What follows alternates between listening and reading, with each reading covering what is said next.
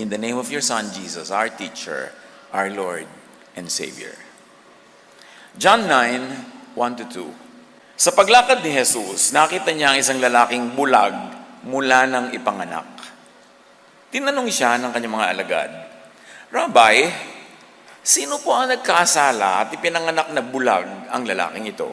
Siya ba o ang kanyang mga magulang? Napakahalagang tanong na magbubukas ng napakaraming pinto sa napakaraming mga side issues. This very simple question is going to open doors to the discussion of many contending religious ideas prevalent during the times of Jesus. There is no monolithic religious faith during the time of Jesus. Even within Judaism, even within Yahwism, na nakasentro sa law, sa scriptures ng mga Hudyo, marami mga sekta, marami mga grupo, marami mga beliefs na nagtutungga-tunggali among themselves. At itong issue ng sino ang may kasalanan, bakit ipinanganak na bulag tong batang to at tumanda na'y bulag pa rin, ang magbubukas ng napakaraming ibang topics na dapat at hindi kailangang iwasang pag-usapan para maunawa itong phenomenon, sino ang may kasalanan. They ask this question because of known Yahwistic teachings. And when we say Yahwistic, meaning teachings that come from Yahweh. Yahweh punishes generations of descendants for their parents' and ancestors' sins. That is common knowledge among scripture readers. At dahil sa paniniwala na ito, na may mga sakit na idinudulot ng dahil sa kasalanan ng mga ninuno, nagiging insensitive ang maraming tao sa pagdurusa ng isang may sakit dahil sinasabi nila, ay, parusayan ng Diyos. Buti nga sa kanila. Generational sin yan. Wala tayong magagawa dyan. It encourages them to not be kind, not be maunawain, and not be matulungin. This desensitizes and emboldens cruelty to the sick, even. At kahit ngayon sa maraming mga tinatawag na Christian churches, may mga may sakit, dadalawin, tapos sabihin, sister, baka naman may kasalanan ka lang, kaya ka may sakit. Yung parang gusto mo sisihin yung may tao, ba't siya may sakit? Nagagalit sa kanya ang Diyos, so therefore hindi siya dapat tulungan dahil baka tayo mag-interfere sa disciplinary measure ng Diyos. Kasi naman, sabi sa Exodus 34:7, sabi ni Yahweh, hindi ko pinalalampas ang kasalanan ng ama at ang pagpaparusa ko'y hanggang sa 3 at 4 na saling lahi. Yahweh says that. Balik tayo sa kwento, tinanong si Jesus, sino may kasalanan? Bakit ganyan niya ang batang yan? At tumanda na ngayon, bulag pa. John 9:3-4. Sumagot si Jesus, ipinanganak siyang bulag, hindi dahil sa nagkasala siya o ang kanyang mga magulang, kundi upang mahayag ang kapangyarihan ng Diyos sa pamamagitan niya. In other words, in this particular isolated case, there was symbolism involved. There was a great lesson to be learned from this situation that this poor man had gotten into. Sabi ni Jesus, kailangan natin gawin natin ang ipinapagawa ng nagsugo sa akin habang may araw pa. Darating ang gabi kung kailan wala nang makakapagtrabaho. Sino ang nagsugo kay Jesus? Bakit hindi siya matanggap ng Yahwistic people or people who believed in Yahweh? Among the Jews who believed in the law, who lived under the law, ba't hindi nila matanggap si Jesus? Kasi kung ang kanilang teaching ay pareho ng teaching ni Jesus, ang kanilang Diyos ay pareho ng Diyos ni Jesus, ang kanilang Ama ay pareho ng Ama ni Jesus, dapat nagkakasundo sila ni Jesus. Pero bakit sila ang number 1 na lumalaban at sila pa nga ang nagpapatay kay Jesus? Sabi ni Jesus, habang may liwanag pa, dapat na natin gawin ang ipinagagawa ng nagsugo sa akin. At ano yung gawain na yun? In this particular case, pagbibigay paningin sa bulag. Pagbibigay liwanag sa nasa dilim, both physically, clinically, and also, as symbolized by this particular episode, spiritually. May mga bulag physically, pero may mga bulag spiritually. Hindi nila makita ang liwanag ng katwiran dahil binubulag sila ng kanilang religious beliefs. Now, Jesus is son of, Jesus is sent by the Most High God and Father called El Elyon, a name that does not sound familiar even to many Christians. Kasi natakpan ito ng napakaraming theologizing and napakaraming doktrina ng 2,000 years of religion at nabura sa gunita ng mga tao ang tunay na pangalan at Ama at Diyos ng Panginoong Hesus, the Most High God, El Elyon. Mabuti pa yung tinatawag na masasamang espiritu na tumitira doon sa mga tinatawag na possessed. Paglapit sa kanila ni Jesus, kilala nila agad. Luke 1:32-33, He will be very great and He will be called the Son of the Most High. Yan ang tinuro tungkol kay Jesus. At si Jesus ay kinilala ng napakaraming mga espiritu. Son of the Most High God, why did you come? Are you going to torture us? What will you do with us? Now, the Most High God is El Elyon, Elohim. Pag binasa natin ang Old Testament, in the original Hebrew, yan ang pangalan ng Diyos. But it is loosely translated into English as just God. And when God is used, natatago, nakukubli yung tunay na identity ni Elyon o ni El Elyon dahil napaka-generic ng word na God. The word God and the concept of God is a much later development in religion. Hindi nila tinawag ng Old Testament na God. Tawag nila basta Elyon, Elohim, El, ganon. Kaya ina-encourage ko na magbasa tayo, especially ng Old Testament, in the original Hebrew. But because we cannot read it in its entirety in Hebrew, read the Names of God Bible version, where the names of God are not translated into the English God, kundi sinasabi talaga kung Elyon yan, kung El yan, kung Elohim. Meanwhile, as we have said, the Most High is El Elyon, Elohim. That's a complete name and title. It helps to understand the details of the story when you go to the real name. Now, El or El Elyon is the proper branded name. Elohim is the generic title translated as God. So, Elyon is usually translated as just God. And Elyon, Elohim, likewise, is also translated as just God. Kami nawawala na shades of meaning. Why am I going through this laborious issue of the name? Because it is central to understanding the message of the story. Identity is blurred or lost in translation. So better if God is just translated as Most High or Most High God. Sa Psalm 82, nire-reveal sa atin ang pangalan ng Most High God. Very seldom at konti ang nagsusurvive na Old Testament verses that say and mention the name of Elyon. For instance, Psalm 82 in the Names of God Bible, Elohim, or in English, God, takes his place in his own assembly. He pronounces judgment among the gods. I said, you are gods, you are all sons of Elyon. So the generic Elohim God is named here as Elyon. It's a precious verse because it preserves for us the name in Hebrew. Luke 8:28, as soon as he saw Jesus, this is the man who was possessed by spirits, he shrieked and fell down in front of him. Then he screamed, why are you interfering with me, Jesus, Son of the Most High God? And parenthetically, Elyon, Son of Elyon. That's why Jesus would always say, be quiet, you spirit. Kasi ayaw niyang mabuklat agad ang true identity ni Jesus at ang true identity ng kanyang ama kasi maghahalo ang balat sa tinalupan sa Israel.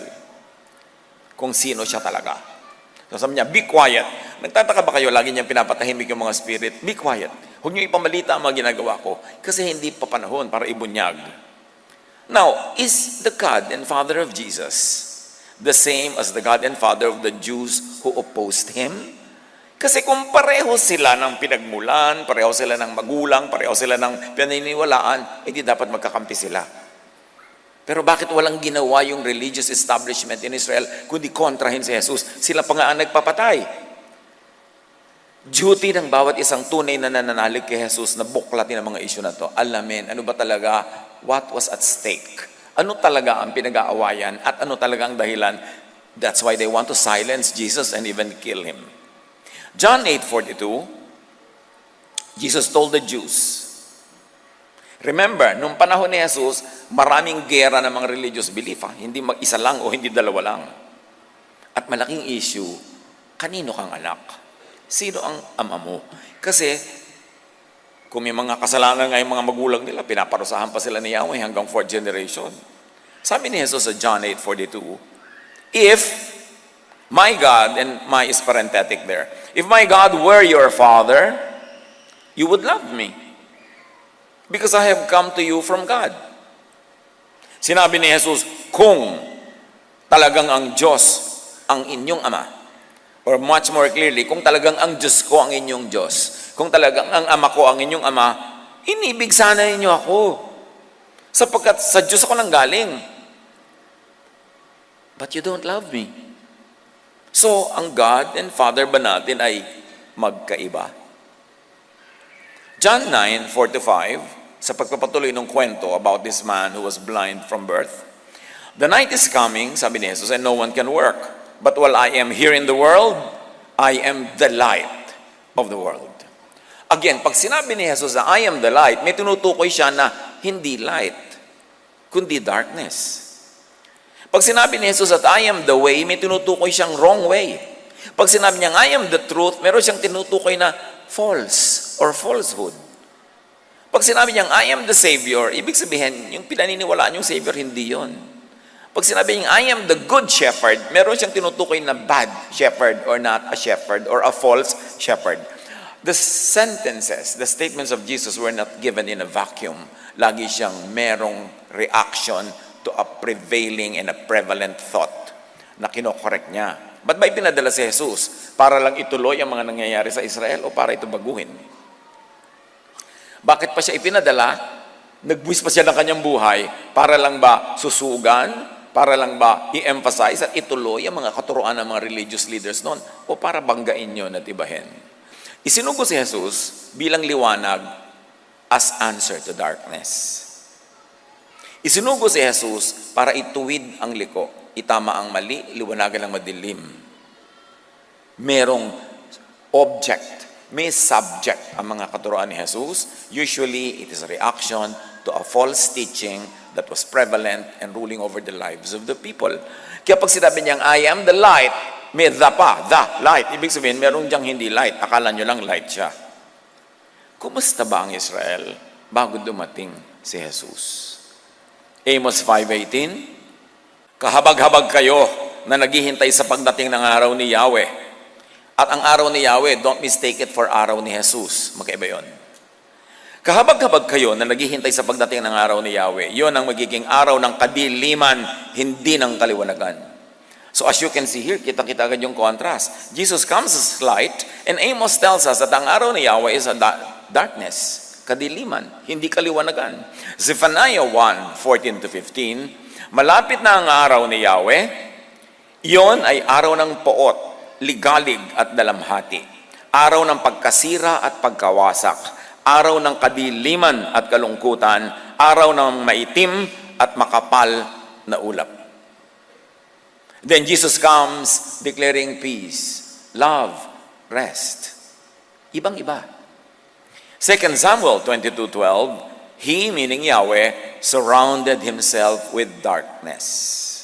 Psalm 97:1-2, Yahweh rules, darkness surrounds Him. Kaya pag sinasabi ni Jesus, I am the light of the world, this is in contrast to the object of His teaching, which is darkness. See the opposite.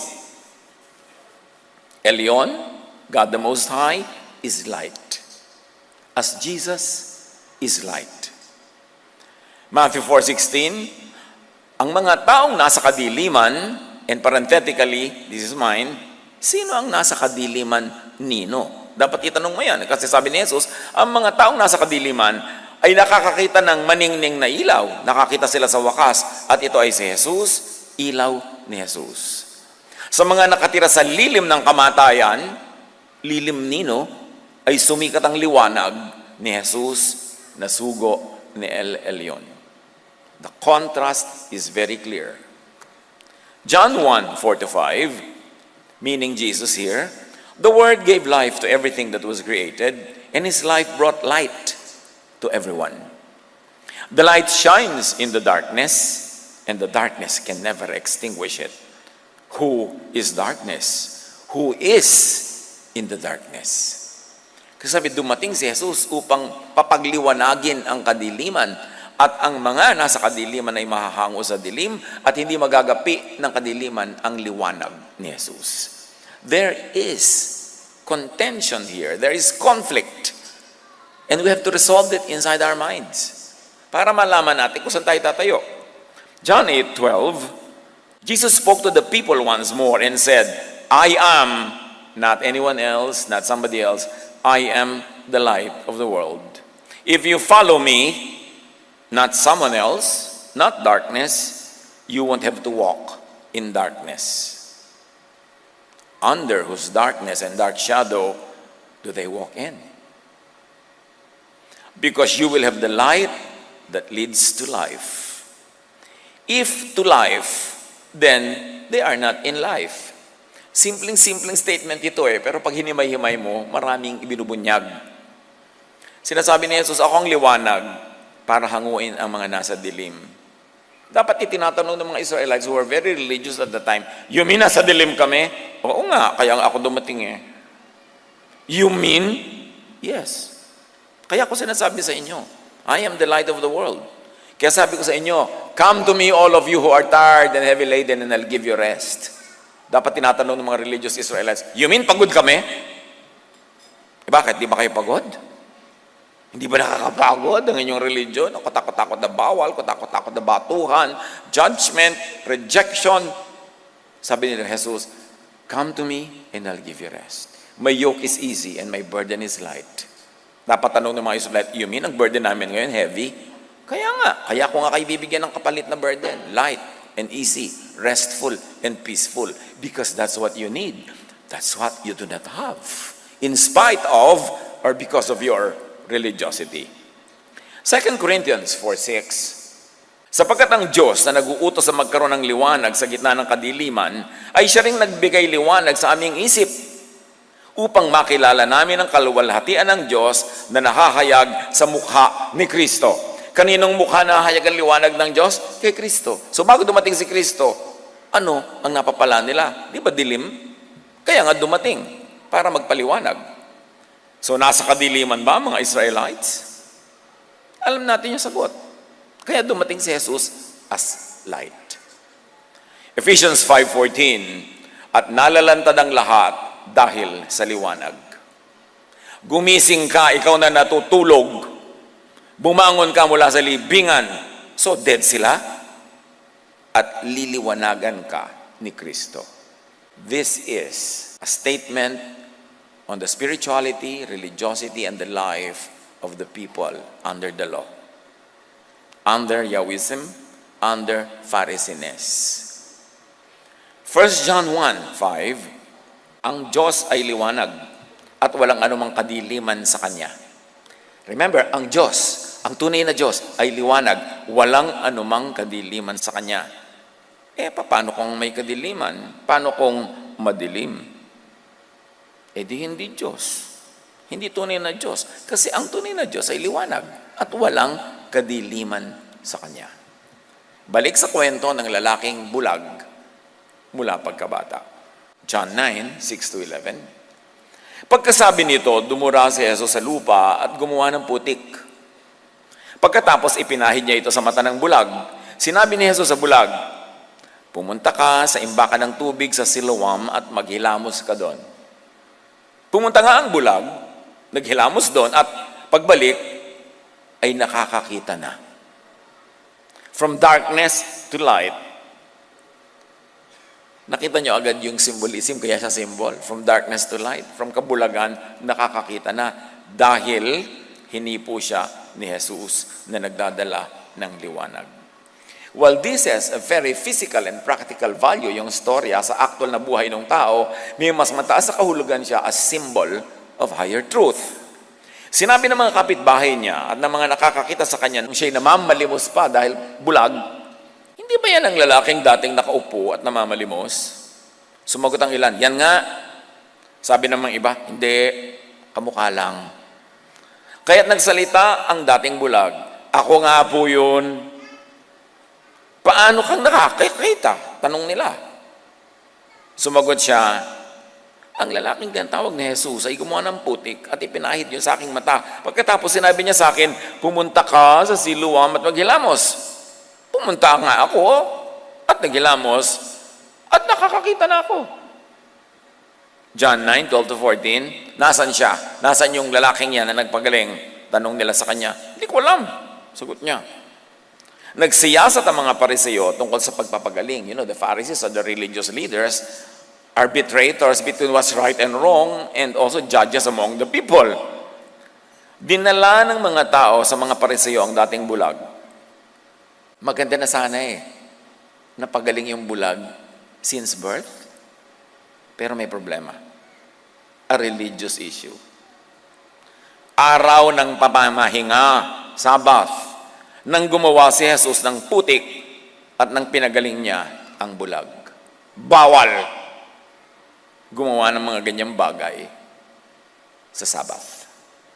Yan ang sinasabi ng law, yan ang sinasabi ng kailang Yahwistic religion.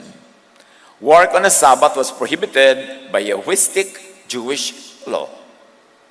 Exodus 20:8-11, lagi mong ilaan para sa akin, sabi ni Yahweh, ang araw ng pamamahinga.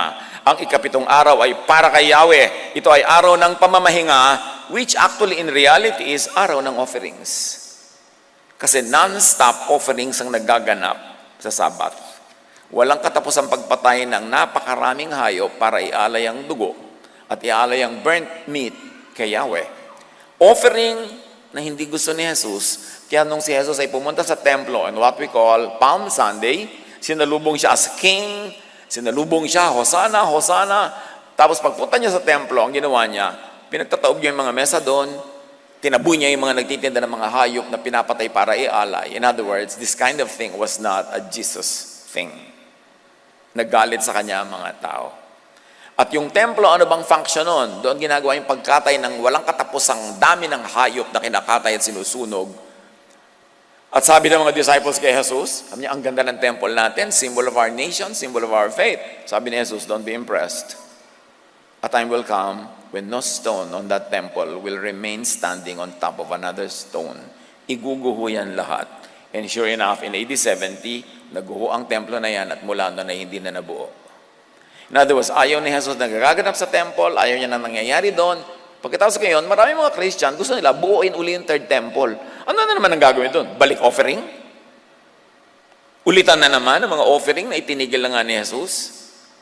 Exodus 31:14, papatayin ng sino mang hindi magpahalaga nito at ititiwalag ang sino mang magtrabaho sa araw na ito ng Sabbath. Imagine, papatayin ka pag nagtrabaho ka sa araw ng Sabbath. At sa Bible, maraming examples. Kahit yung isang batang lalaking namumulot ng panggatong, mga kahoy na tuyo para sunugin sa kanyang kalan, he was caught doing that on a Sabbath, he was killed. Ang daming batuhan. Batuhan hanggang mamatay. This was prevalent in their religion. But Jesus contends and reasons with religious teachers on doing good on the Sabbath. Siya lang ang nanindigan para ang tao ay bigyan ng pahinga from the Sabbath. Matthew 12:9-12, may isang lalaki roon na paralisado ang isang kamay. Daroon din ang ilang taong naghahanap ng pagkakataong maparatangan si Jesus. Tinanong nila si Jesus, naaayon ba sa kautusan or the letter of the law, the letter of Yahwism, Pharisiness? Naaayon ba sa kautusan ang magpagaling ng may sakit kung araw ng pamamahinga? Sumagot siya, kung kayo'y may tupang nahulog sa balon sa araw ng pamamahinga, hindi ba ninyo ito iaahon? Higit na mahalaga ang isang tao kaysa isang tupa. Kaya't naaayon sa kautusan or the spirit of the law, ang gumawa ng mabuti sa araw ng pamamahinga. In so many words, Jesus said, yes, pag gagawin mo yung mabuti, nakakatulong, pwede mong gawin yan kahit Sabbath. Pero technically, under Jewish law, hindi pwedeng gawin yun. Hindi nga pwede maghugas ng plato, hindi ka pwede magluto. Kaya dapat pag Sabat bukas, lutuin mo na ngayon lahat yung kakainin mo bukas at walang magtatrabaho, walang maglilinis dahil Sabat. So ang tanong sa kanya, Sabat ngayon, pagagalingin mo ba yan? Yang paralitiko? Sabi ni Jesus, why not? Kung gagawa ka ng mabuti, sa ikabubuti, why not? Dapat pwede. At pinagalingan niya. At napakarami pang instances ni Jesus na pinagaling niya ang mga tao during the Sabbath. Pinakain niya yung kanyang mga alagad, pumipitas ng mga makakain during the Sabbath. Kaya siya na-criticize. So yung mga nagpipilit that Jesus came to fulfill the law, you've got to read that in another way. Because if you mean literal fulfillment of all the law, Jesus obviously did not do that. In fact, he broke a lot of those laws to set people free from the enslaving imprisonment to the law. Matthew 12:8, sabi niya tungkol sa kanyang sarili, sapagkat ang anak ng tao ay Panginoon ng araw ng pamamahinga or the Sabbath. Jesus, the Son of God, is Lord over the Sabbath. He is Lord over Yahwistic and Jewish law. So ano talaga ang nagtutunggali dito? Jesusness above Yahwism or Phariseesness. At sabi niya, the Son of Man, I am the Lord of the Sabbath. At sinabi naman sa atin ibang scripture, in the name of Jesus, every knee will bow in heaven, on earth, and under the earth. Ibig sabihin, all religious personages will bow before Jesus. All religious regulations, all religious traditions will have to be subsumed to the power of Jesus. Philippians 2:10-11, at the name of Jesus, every knee should bow in heaven, and on earth, and under the earth. Of course, this does not include the name of the Most High God, Elyon, because Elyon is the God and Father of Jesus. But all others, they're under the name of Jesus. Ang nakakalungkot lang, ang daming tao tinatawag ang sarili nila Christian, pero pag mamimili sila, Moses or Jesus, pinipili si Moses. Pag mamimili sila, law or grace, pinipili yung law. Pag pinapipili sila, love or judgment, pinipili nila judgment. Samantalang, Jesus is Lord over all these things. And Jesus is love. Jesus is about love. And the message and only command of Jesus is to love. But many people refuse to love and even move forward to hate, to anger, pagka ang nakataya na ay yung law, yung Yahwistic teachings. Nalilito sila kung sino talaga ang Lord nila, kung si Jesus ba or someone else. Mark 2:27, sinabi rin ni Jesus, itinakda ang araw ng pamamahinga para sa tao. Hindi nilikha ang tao para sa araw ng pamamahinga. The beneficiary of the Sabbath must be yung tao. Hindi yung Sabbath ang beneficiary sa paghihirap, pagtitiis ng tao. To simplify it even further, Yahwism says, Sabbath is for the worship and offerings to Yahweh. Jesusness says, Sabbath was made and is for the benefit of man. You can imagine that in the climate, in the religious climate of the times of Jesus in Jerusalem, this was a major issue. Malaking bagay, malaking tunggalian. Importante.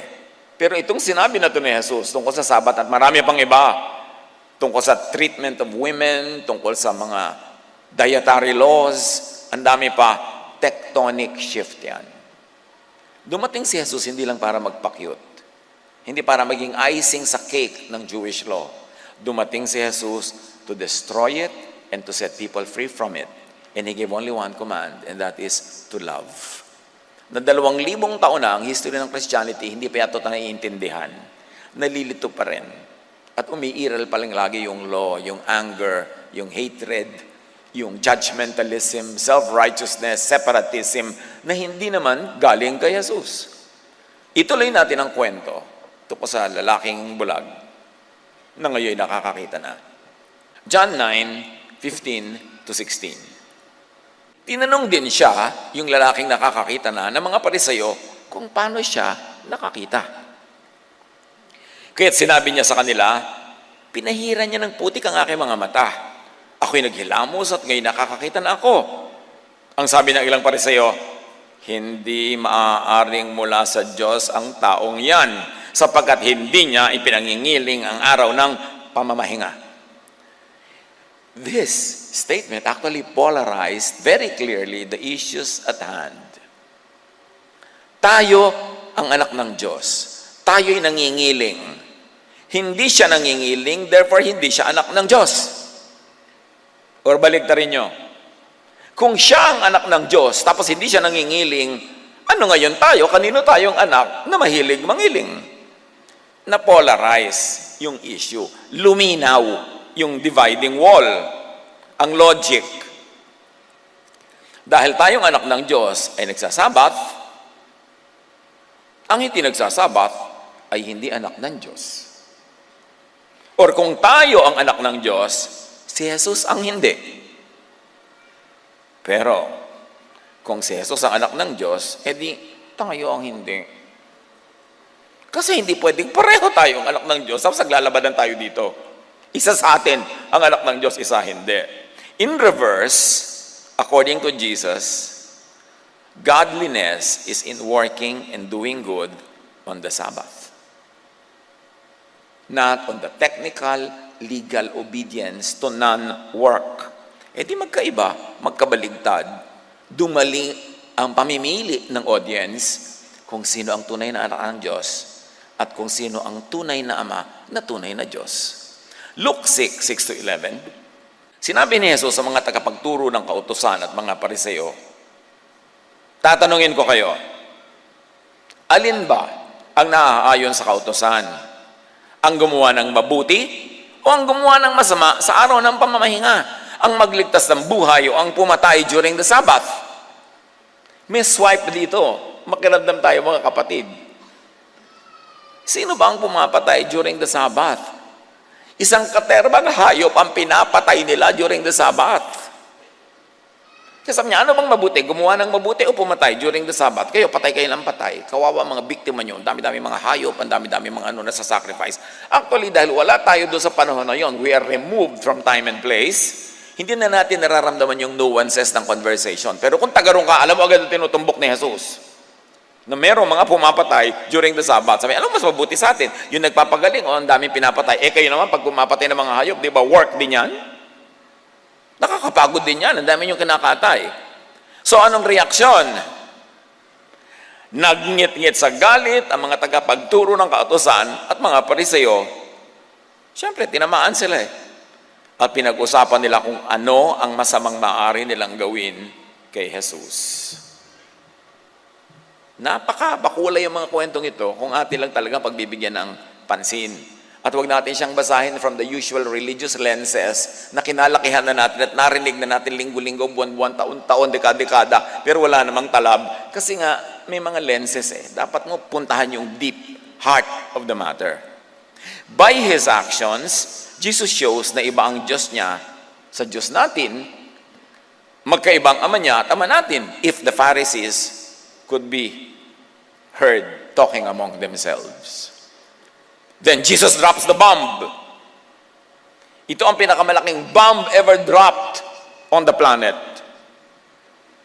At hindi ito sa Hiroshima o Nagasaki, sa Jerusalem. John 8:41-44, di ba pinag-uusapan kung sinong ama? Sabi ni Jesus sa mga relihiyosong kaharap niya, ganyan kayo, magagalitin kayo. You are imitating your real father. Your, not our.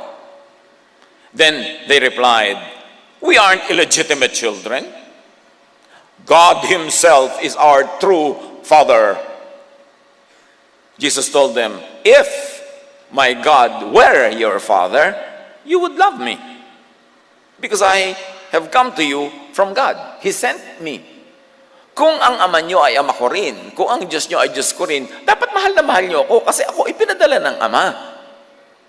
Why can't you understand what I'm saying? It's because you can't even hear me. For you are the children of your father, the devil, and you love to do the evil things he does. Si Jesus ang nagsabi niyan. Ang tunay niyong ama ay ang demonyo. Kaya kayo ganyan. Can you imagine hearing that? Baka nagdududa kayo, buksan niyo yung mga Biblia niyo, i-check niyo kung totoo yan. Kasi nandun. Sa patuloy ng kwento, John 9:16, ngunit sinabi naman ng iba, paano makakagawa ng ganitong mga himala ang isang makasalanan? Tama. Paano nga naman? At hindi sila nagkaisa. Hati-hati ang mga opinion nila. Jesus says anyway that His message and mission would, of necessity, be divisive. Natural lang na mahahati ang mga tao sa opinion oras na magturo si Jesus. Kasi ang tinuturo niya ay kabaligtaran ng nangunguna at naghaharing kaisipan nung kanyang panahon. Matthew 10:34-36, sabi ni Jesus, huwag niyong isiping naparito ako upang magdala ng kapayapaan sa lupa. No. Naparito ako upang magdala ng tabak, hindi kapayapaan. Naparito ako upang paglabanin ang anak na lalaki at ang kanyang ama, ang anak na babae at ang kanyang ina, ang mga manugang na babae at ang kanyang biyanang babae, at ang magiging kaaway ng isang tao ay kanya mismong mga kasambahay. Bakit? Pag-aawayin ba talaga ni Jesus sa mga tao? No. Yung mga tao ang mag-away-away kasi mamimili sila kung maniniwala sila kay Jesus o sa mga Pharisees. Jesus o priests nila. Elyon o Yahwism. Mamimili sila kaya mag-aaway-away. Grace divides from the law. Love divides from judgment. Jesusness divides from Phariseesness, Mosesness, Yahwism. People only need to understand and choose their side. Kaya hindi pwedeng fence-sitter, hindi pwedeng neutral, Jesusness or Phariseesness, kasi magkabaligtad. At yan ang malungkot na kalagayan ng maraming Christian churches today. Pinaghalo, salad na Jesusness and Phariseesness, law and grace, judgment and love. So, teka, ano pong papairali natin yan? Ano ngayon? Wednesday? MWF, love. TTHS, law. Paano pa pag Sunday? Bahala na. Ganun na nangyayari. Kaya nalilito ang mga tao kung sila ba magiging mabuti o masama, judgmental o mapagpatawad. Nalilito. Kaya sabi ni Jesus, madi-divide kayo. Hindi ko kayo pagdi-dividen, pero kayo mismo magdi-divide among yourselves. Kasi magpipilian kayo John 9:17-18. Kaya tinanong nilang muli ang dating bulag. Balik na naman tayo sa bulag. Siya nga pala, bulag yung topic natin. Kaya tinanong nila muli ang dating bulag, at ikaw, ano naman ang masasabi mo tungkol sa kanya? Dahil pinagaling niya ang iyong mga mata. Isa siyang propeta. Sagot niya, kailangan pa bang i-memorize yan? Ayaw maniwala ng mga Hudyo na siya ay talagang dating bulag na ngayon nakakakita na, kaya ipinatawag nila kanyang mga magulang. 2 Corinthians 3:14-16, bakit ba ayaw nila maniwala? Ayaw na nga ang ebidensya.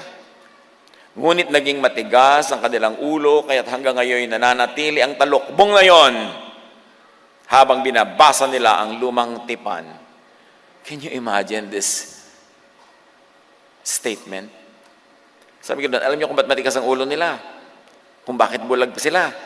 Kasi ang binabasa nila ay lumang tipan, hindi ang bago. Nasa law pa sila, wala pa sila sa grace. Nasa Pharisee na sila, wala sila sa Jesusness. Nasa mga law sila, wala sila sa Gospels. Nagpapatigas ng ulo, ang pagbasa, ang pagsunod sa lumang tipan. Yan ang sabi ng 2 Corinthians 3:14-16. 2 Corinthians 3:14-16, maaalis lamang ang talukbong ngayon sa pakikipag-isa nila kay Kristo. Kailan daw maaalis yung talukbong na nakakapagpabulag, nakapagpatigas ng ulo? Sa pagbasa ng Gospels instead at pagsunod sa love and grace and Jesusness. May turning point ang bawat isang tao para matanggal yung talukbong.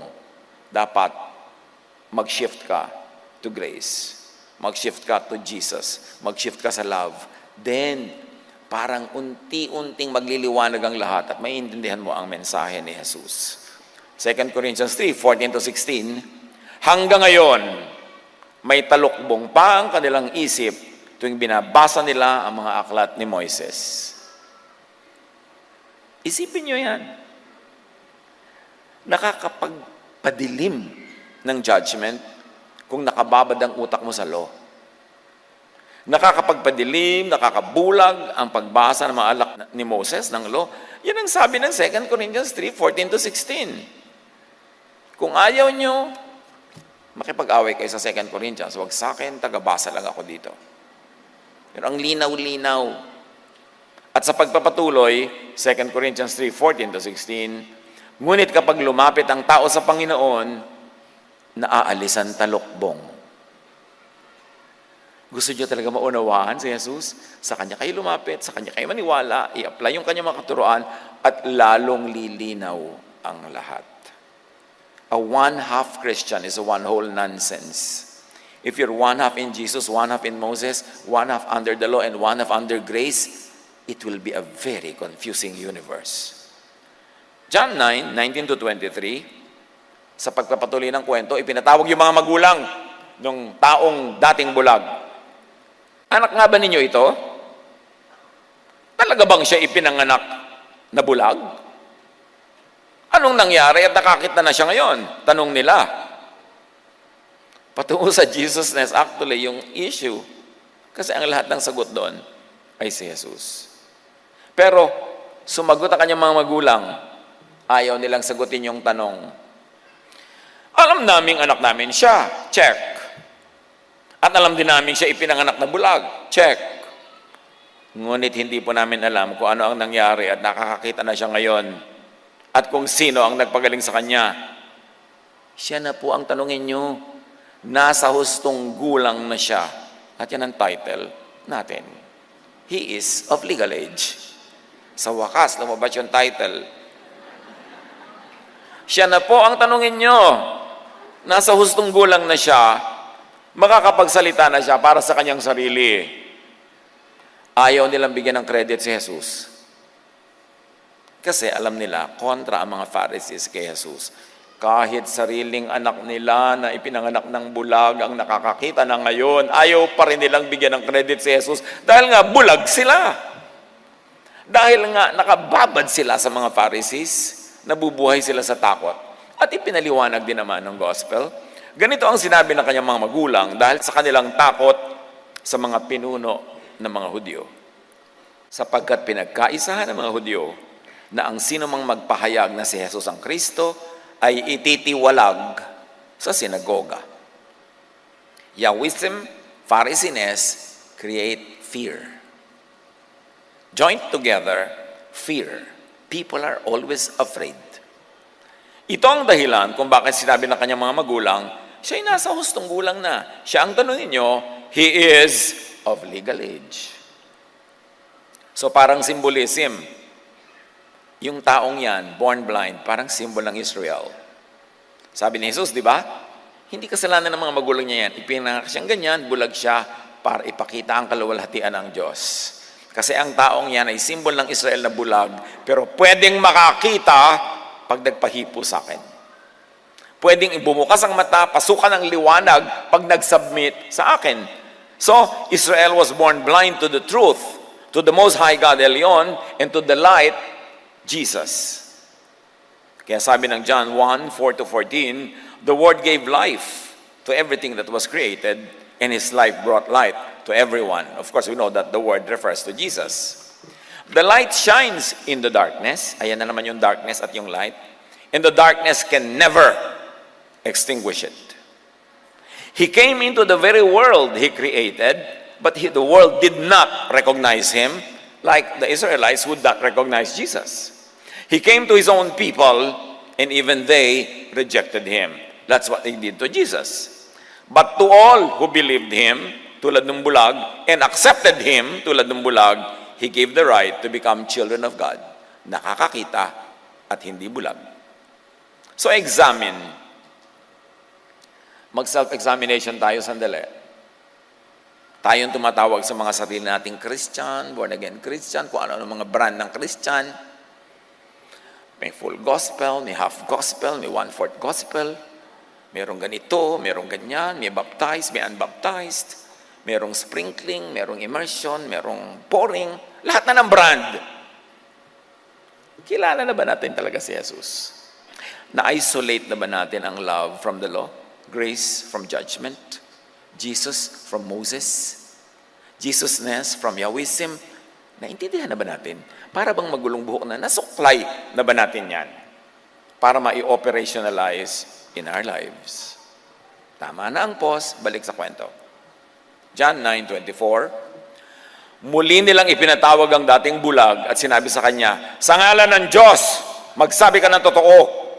Alam namin ang taong yan ay makasalanan. Siya o kami ang mali. The Pharisees knew that such a miracle could only come from God. But they refuse to see Jesus as from God. They refuse to see themselves as not from God because they could not do such a miracle and they would not, even if they could, dahil Sabbath. John 9:25, sumagot siya, hindi ko po alam kung siya'y makasalanan o hindi.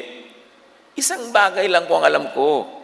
Ako'y dating bulag, subalit ngayon nakakakita na. Bakit niyo ba kino-complicate ang kwento? For me who was blind, this is everything. I don't care about your doctrines. Seeing now is everything to me. Which seems to be nothing to you because you are so encumbered by the issue of legality of the work during the Sabbath. Don't you care at all na nakakakita na ako? Wala bang bagay sa inyo yan? Ang pinag-uusapan nyo kung paano siya uusigin dahil pinagaling niya ako sa araw ng Sabbath na ayaw niyong may gagawa. Kayo naman, walang ginagawa para sa akin. Yung tao may ginawa para sa akin. Bakit ngayon pilit nyo siyang minamasama? I am not, and I cannot be a judge of man's spirituality, but I am a witness to and a believer in his power. Mabuti pa yung man, was blind na lang. Yung Pharisees and their follower victims, blind pa rin. At marami, 2,000 years later, up to now, blind pa rin. Yung tao ang symbol of ancient Israelites and Jews na blind from birth, pero tumanggap ng kaliwanagan, may tumanggap, may hindi. Kaya to as many as received Him, who believed in His name, He gave the right to become children of God. Umalis tayo sa kwento at pumunta tayo sa buhay natin ngayon. Kayo ba, naniwala na talaga kay Jesus? Tinanggap niyo na ba talaga? Dahil kung nangyari yon, yung kabulagan mo mawawala, yung kaparalitikuhan mo mawawala, yung tigas ng puso mawawala, yung mga pagod, hirap, takot mawawala because Jesus came to heal and to give rest. Na, ani na ba natin ang dapat na bunga ng ating relihiyon? O relihiyon ng relihiyon, week after week, month after month, year after year, pero wala naman yung bunga. Sayang. John 9:26-27, ano ang ginawa niya sa inyo? Paano niya pinagaling ang iyong mata? Tanong nila. Sumagot siya, sinabi ko na po sa inyo, di ba? Tayo naman niyo akong paniwalaan. Bakit gusto niyo marinig muli? Nais ba ninyo maging alagad din niya? Nagalit sa kanya siyempre yung mga tao. Not us. Who, me? Then you. Di ba? Matthew 13:13-15, sabi ni Jesus, tumitingin sila, ngunit hindi nakakakita. Nakikinig, ngunit hindi naman nakakarinig, hindi nakakaunawa man. Natutupad nga sa kanila ang propesiya ni Isaias na nagsabi, makinig man kayo ng makinig, hindi kayo makakaunawa kailanman. At tumingin man kayo ng tumingin, hindi kayo makakakita kailanman, sapagkat naging mapurol na ang isip ng mga taong ito. Mahirap makarinig ang kanilang mga tainga at ipinikit nila ang kanilang mga mata. Kung hindi gayon, sana'y nakakakita ang kanilang mga mata at nakarinig ang kanilang mga tainga. Nakaunawa na sana ang kanilang mga isip at nagbalik loob sila sa akin at pinagaling ko na sana sila. But as it is, this is not happening because people are blind, people are deaf, people are hard-headed because they insist on the law. They refuse the love of God through Jesus, and they insist on the merits of following the law, which no one could follow anyway. So they are bound to fail. They are bound to be tired. John 9:28-29, then they cursed him and said, ayan na, lumabas na ang yawisim nila. They cursed him and said, you are his disciple, but we are disciples of Moses. We know God spoke to Moses, but we don't even know where this man comes from. Who curses people and teaches them to curse? Ba't mahilig mag-curse itong mga ito? Malakay 2:2, susumpain ko kayo at ang mga pagpapalang tinanggap nyo. Sa katunayan, sinumpa ko na mga yon, sapagkat hindi nyo sinasapuso ang aking mga utos, sabi ni Yahweh.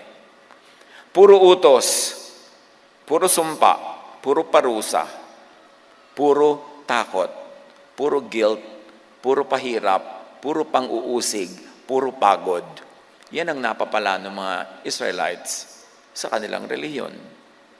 But Jesus, or the Most High God, does not curse. Romans 12:14, bless and do not curse. Effect na yan ng Jesusness. John 9:30-34, sumagot ang lalaki, yan nga po ang nakakapagtaka. Hindi niyo alam kung saan siya nanggaling.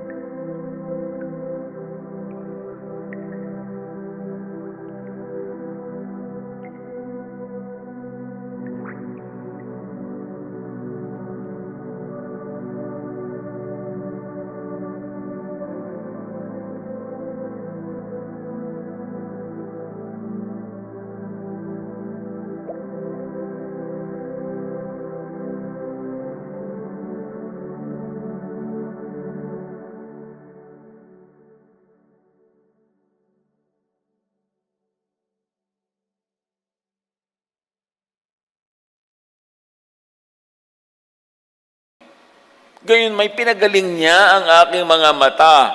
Alam nating hindi pinapakinggan ng Diyos ang mga makasalanan. Ngunit pinapakinggan niya ang mga sumasamba sa Kanya at sumusunod sa Kanyang kalooban. This man who was blind at birth had high theology, higher than these experts. He understood the universal principles of godliness beyond the details of daily religiosity. Mula pa nang likhain ang mundo ay wala pa tayong nabalitaang nakakapagpagaling ng mata ng taong ipinanganak na bulag. Sabi niya, sumagot sila, ipinanganak ang lubos sa makasalanan at ngayon nais mo pa kaming turuan? At siya'y kanilang itiniwalag. Yan ang sagot ng mga Pharisee sa lahat ng nangangatwiran, lalo't ang katwiran ay labag sa kanilang mga law, tiwalagan blues. Sino dito ang narito ngayon kasi natiwalag kayo? Sabi kayo dyan. Alam niyo marami dito refugees. Di ba yung, naku, pagod na po kami doon, dito naman kayo. May pagod din dito, baka akala niyo puro holiday. Naku, puro po sikel, sakal. Okay, maluwag tayo dito kasi hindi naman tayo Diyos. We don't judge people. Pastor, ano pong gagawin niyo doon sa babaeng ganito? Gano'n? Ay, bahala ang Diyos sa kanya, hindi ako Diyos. Huwag mo sa akin ibigay ang kaso, hindi ako judge. Basta relax here, hear the words, apply it in your life, wala magpupulis sa inyo, magbabantay at magsasakdal at magja-judge. Kung nagpe-fail kayong sundin, it's a business between you and God. Uy, ayaw ma-judge. Gano'n naman talaga si Jesus. Yun talaga ang dapat ating sundin. Rest, dapat. Hindi yung doon sa pinto ng church, ang daming maskara. Pag darating ka, kukunin yung maskara mo. Isuot na natin, magpapanggap daw ulit tayo. Nasa church na tayo. Kailangan natin dito mag-pretend. Walang ganon. Because no one will judge you. It's between you and God. Our work is to declare the words of Jesus. What you do with it is your business. Dapat personal. So, this is Pharisees at work happening in the story, judging others at nagtiwalag. In reverse, Jesusness accepts people. So, dapat yung church, safe place. This church is your safe place. Yung kailangan magpanggap. Pero siyempre, kailangan naman may manners ka. Kailangan naman para kang kabayong darating dito, natapakan na kami lahat. Hindi naman ibig sabihin ng tatanggapin ka. Kahit naman kabayo, nagbe-behave. Di ba? Lalo pag nasa public. Romans 15:7, kung paanong kayo'y malugod na tinanggap ni Kristo, tanggapin ninyo ang isa't isa upang mapapurihan ng Diyos. Which is not happening in the churches. Walang tanggapan, tiwalagan na nagaganap. John 9:35-39, ba't pa napakahaba ng kwentong ito? Kanina pa tayo. Nabalitaan ni Jesus na ang lalaking pinagaling niya ay itiniwalag ng mga Pariseo. Sabi ni Jesus, congratulations! Dapat pag itinitiwalag ng mga Pharisees mo, congratulations! Kaya't nang matagpuan niya ito ay kanyang tinanong, sumasampalataya ka ba sa anak ng tao? A reference of Jesus to himself. Sumagot ang lalaki, sino po ba siya, Ginoo? Sabihin niyo sa akin upang ako'y sumampalataya sa kanya. Siya'y nakita mo na. Siya ang kausap mo ngayon. Wika ni Jesus. Can you imagine? I mean, the Son of God revealing Himself to you face to face? Sumasampalataya po ako, Panginoon, sabi ng lalaki. At sinamba niya si Jesus. Buti na lang natiwalag. Kasi kung hindi, nandun pa rin siya. Paano siya sasamba kay Jesus? Sinabi ni Jesus, naparito ako sa mundong ito upang humatol on what is truthful and what is false. Parenthetic statement 9. At nang sa gayoy makakita ang mga bulag at mabulag naman ang mga nakakakita. Not moral or eternal judgment, but light